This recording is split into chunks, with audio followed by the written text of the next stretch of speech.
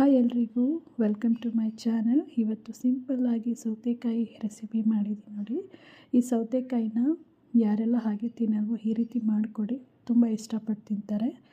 ಇದಕ್ಕೇನು ಅಂತೇಳಿದ್ರೆ 1-2-3 ಸೌತೆಕಾಯಿನ ಚೆನ್ನಾಗಿ ನೀಟಾಗಿ ತೊಳೆದಿಟ್ಕೊಂಡು ಕಟ್ ಮಾಡಿಟ್ಕೋಬೇಕು.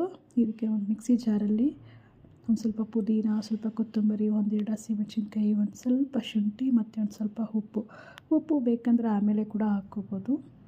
ಇದನ್ನೆಲ್ಲ ಚೆನ್ನಾಗಿ ಮಿಕ್ಸಿ ಜಾರಲ್ಲಿ ಹಾಕಿ ಒಂದು ಒಗ್ಗರಣೆಗೆ ಸ್ವಲ್ಪ ಎಣ್ಣೆ, ಸ್ವಲ್ಪ ಸಾಸಿವೆ ಹಾಕಿ ಇದನ್ನು ಚೆನ್ನಾಗಿ ಮಿಕ್ಸ್ ಮಾಡ್ಕೋಬೇಕು. ಹಸಿ ವಾಸನೆ ಹೋಗೋವರೆಗೂ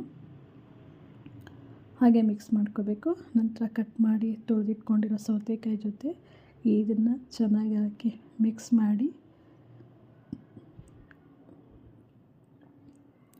ಮಾಡಿ ತಿಂದರೆ ಸೂಪರಾಗಿರುತ್ತೆ.